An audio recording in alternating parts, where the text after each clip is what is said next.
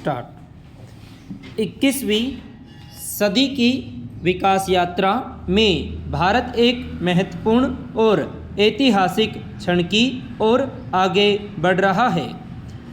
आने वाले दिनों में हम अपने लोकतंत्र को और मजबूत करने वाली एक बड़ी पहल के साक्षी बनने वाले हैं।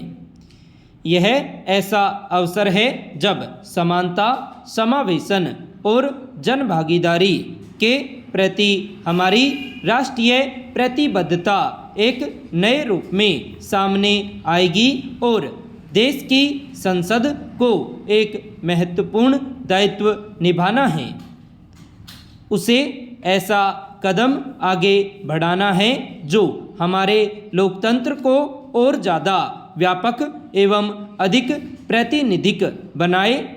संसद का यह निर्णय महिलाओं की राजनीतिक भागीदारी को नई शक्ति देगा और लोकसभा तथा विधानसभाओं में उनका उचित स्थान सुनिश्चित करेगा। पैरा।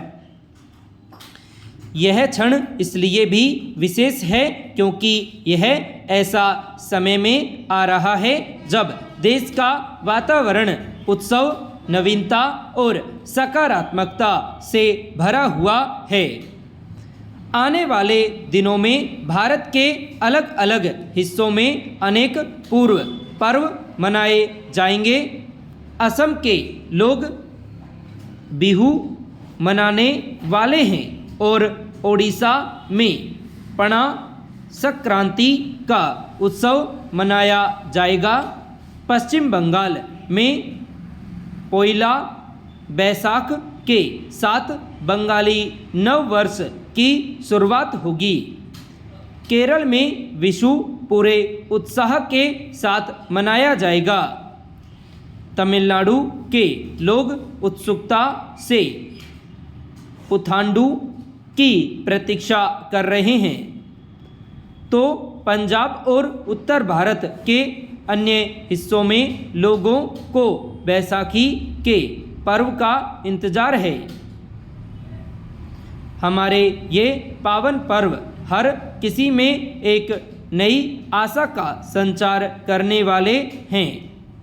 भारत के साथ साथ दुनिया भर में इन त्योहारों को मनाने वाले सभी लोगों को मैं हृदय से शुभकामनाएं देता हूँ। मैं यह कामना करता हूँ कि ये दिव्य और पावन अवसर हम सभी के लिए जीवन में सुख समृद्धि लेकर आए। पैरा।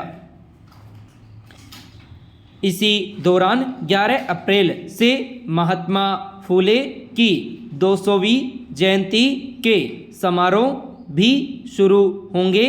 14 अप्रैल को हम भारतवासी बाबा साहेब अम्बेडकर की जयंती मनाएंगे।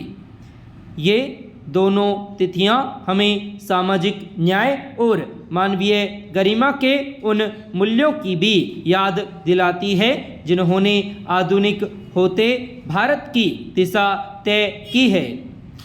इन्हीं प्रेरणादायी अवसरों के बीच 16 अप्रैल को संसद की ऐतिहासिक बैठक होगी।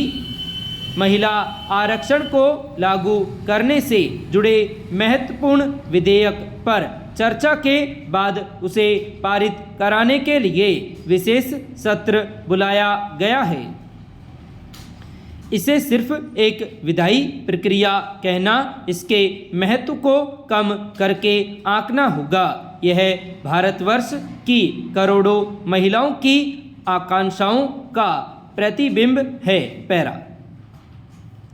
हमारी नारी शक्ति देश की लगभग आधी आबादी का प्रतिनिधित्व करती है।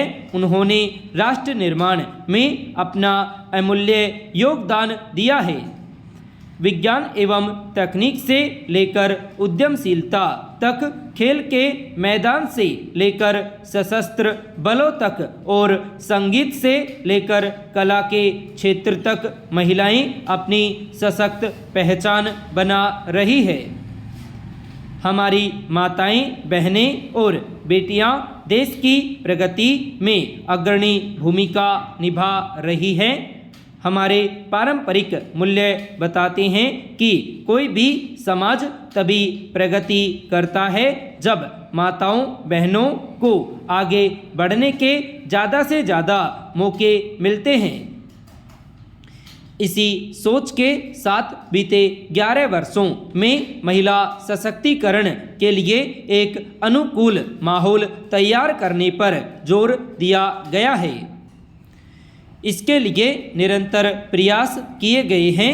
शिक्षा तक बढ़ती पहुंच, बेहतर स्वास्थ्य सेवाएं, वित्तीय समावेशन में बढ़ोतरी और बुनियादी सुविधाओं तक बेहतर पहुंच ने आर्थिक और सामाजिक जीवन में महिलाओं की भागीदारी को मजबूती दी है। मगर ये भी सच्चाई है कि इन सारे प्रयासों के बावजूद राजनीति और विधायी संस्थाओं में महिलाओं का प्रतिनिधित्व समाज में उनकी भूमिका के अनुरूप नहीं रहा है। इस कमी को अब दूर किया जाना चाहिए, क्योंकि जब महिलाएं प्रशासन चलाने और प्रशासनिक निर्णयों में हिस्सा लेती हैं तो उनका अनुभव और दृष्टिकोण बहुत काम आता है। इससे चर्चा तो समृद्ध होती ही है, शासन की गुणवत्ता में भी सुधार होता है। महिलाओं की भागीदारी बढ़ाना केवल प्रतिनिधित्व का विषय नहीं है, बल्कि लोकतंत्र को ज़्यादा संवेदनशील और संतुलित बनाने का प्रयास है। पिछले कई दशकों में लोकतांत्रिक संस्थाओं में महिलाओं का उनका उचित स्थान दिलाने के लिए बार बार प्रयास हुए हैं। समितियां गठित की गई, विधेयकों के मसौदे प्रस्तुत किए गए, लेकिन वे कभी पारित नहीं हो सके। फिर भी इस बात पर व्यापक सहमति रही है कि विधायी निकायों में महिलाओं का प्रतिनिधित्व बढ़ना चाहिए। सितंबर 2023 में संसद ने सर्वसम्मति से नारी शक्ति वंदन अधिनियम पारित किया था।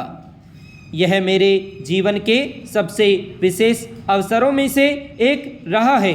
अब ज़रूरत है कि वर्ष 2029 के लोकसभा चुनाव और आने वाले समय में राज्य के विधानसभा चुनाव महिला आरक्षण के प्रावधानों के साथ कराए जाएं।